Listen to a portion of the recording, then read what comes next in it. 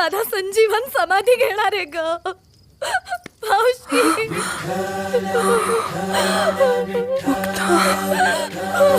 संसारी आसक्त माया मोहेरता. कोण आलं रे? ऐसे जे पतिता तारावया. ऐसे जे पतिता तारावया. चोखोबा आलेत सोयराबाईंना सवय घेऊन.